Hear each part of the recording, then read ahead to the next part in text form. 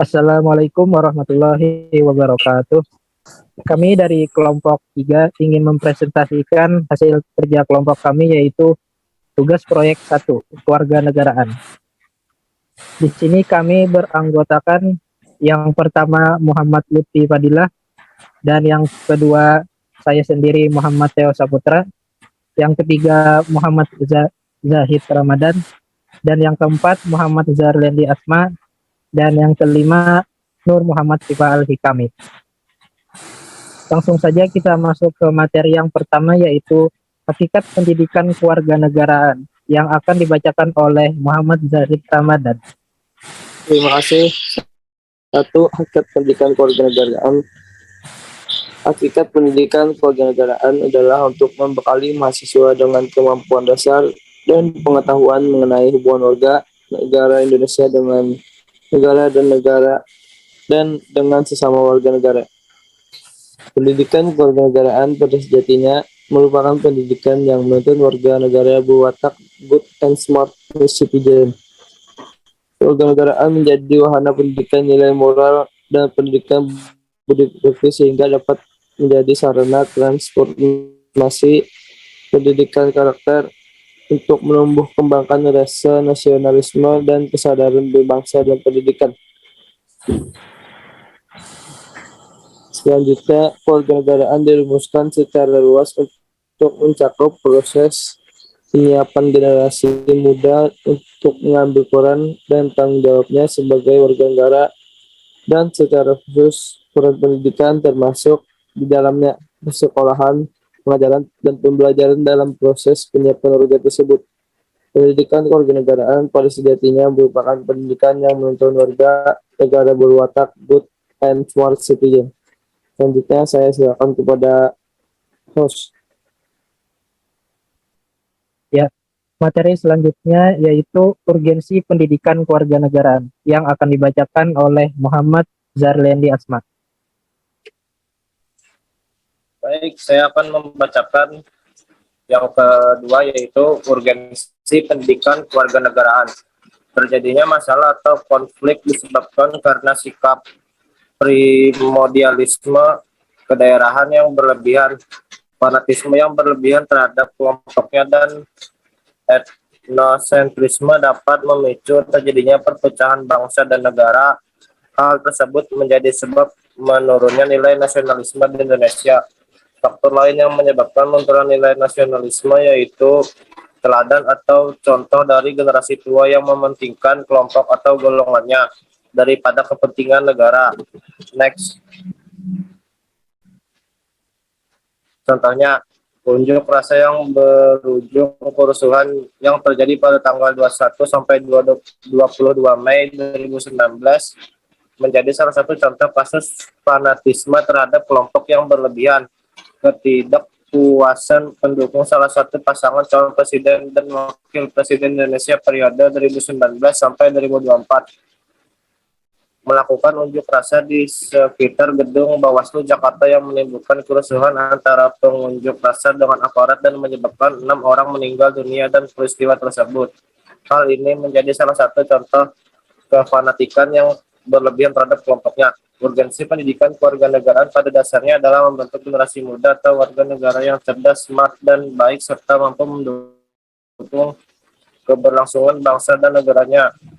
Upaya mewarganegarakan generasi muda atau orang-orang yang hidup dalam suatu negara merupakan tugas tokoh negara. Konsep warga negara yang baik dan cerdas, smart and good citizenship, adalah menjadi indikator dari pandangan hidup dan sistem politik negara yang bersangkutan. Saya kembalikan ke moderator. Ya, materi selanjutnya yaitu tujuan dan fungsi kewarganegaraan yang akan dibacakan oleh Muhammad Lutfi Fadilah. Baik, terima kasih kepada moderator. Materi yang ketiga yaitu tujuan pendidikan kewarganegaraan. Pendidikan kewarganegaraan atau yang biasa dikenal dengan PKN di Indonesia bertujuan untuk membekali dan membentuk warga negara yang baik, to be good citizen, yaitu warga negara yang selain memiliki kecerdasan, civic intelligence, baik intelektual, sosial, emosional, maupun spiritual. Juga memiliki rasa bangga dan tanggung jawab, civic responsibility, dan mampu berpartisipasi dalam kehidupan masyarakat dan bernegara, civic participation, supaya tumbuh jiwa nasionalisme. Sementara Supriyadi dan kawan-kawan mengartikan bahwa pendidikan kewarganegaraan bertujuan untuk melestarikan atau preserve dan mengembangkan nilai budi pekerti atau moral yang berbasis budaya bangsa Indonesia sehingga dapat diaktualisasikan dalam bentuk perilaku atau sikap sehari-hari sebagai individu dan anggota masyarakat dalam lingkungan berbangsa dan bernegara. Baik, saya kembalikan ke moderator. Ya, terima kasih. Dan materi yang selanjutnya akan dibacakan oleh Nur Muhammad Syifa Al-Hikami. Fungsi pendidikan kewarganegaraan sebagai sarana untuk membentuk peserta didik menjadi warga negara yang memahami dan mampu melaksanakan hak-hak dan kewajibannya. Berkomitmen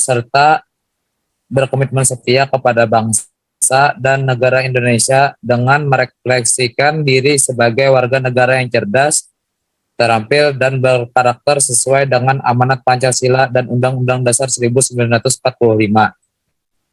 Suplemen pengembangan PKN SD ini dimaksudkan untuk melengkapi bahan ajar cetak yang sudah ada. Di dalam suplemen ini dikembangkan model-model strategi, metode-metode, dan pendekatan-pendekatan dalam rangka pembelajaran PKN SD yang akan membantu guru dalam menuangkan kreativitasnya di depan kelas sebagai fasilitator. Next. Sedangkan menurut Mubarakah tahun 2012, fungsi pembelajaran pendidikan kewarganegaraan adalah 1. Membantu generasi muda memperoleh pemahaman cita-cita nasional dan atau tujuan negara. 2. Dapat mengambil keputusan-keputusan yang bertanggung jawab dalam menyelesaikan masalah pribadi, masyarakat, dan negara. Yang ketiga, dapat mengapresiasikan cita-cita nasional dan dapat membuat keputusan-keputusan yang cerdas. 4. Wahana untuk membentuk warga negara yang cerdas, terampil, dan berkarakter yang setia kepada bangsa dan negara Indonesia dengan merefleksikan dirinya dalam kebiasaan berpikir dan bertindak sesuai dengan amanat Pancasila dan Undang-Undang NKRI 1945. Mungkin sampai di sini saja dari saya kembalikan ke moderator. Ya, terima kasih. Dan selanjutnya yaitu ada sumber referensi dari materi-materi yang kami sampaikan, yaitu yang pertama dari Fadilah S. Mulyani 2013, peranan pembelajaran pendidikan kewarganegaraan. Dan berikutnya yaitu ada beberapa link yang kami temukan dari internet untuk menunjang presentasi kami hari ini. Dan sekian dari presentasi kami. Apabila ada salah kata mohon dimaafkan, dan sekian, terima kasih. Wassalamualaikum warahmatullahi wabarakatuh. Waalaikumsalam warahmatullahi wabarakatuh.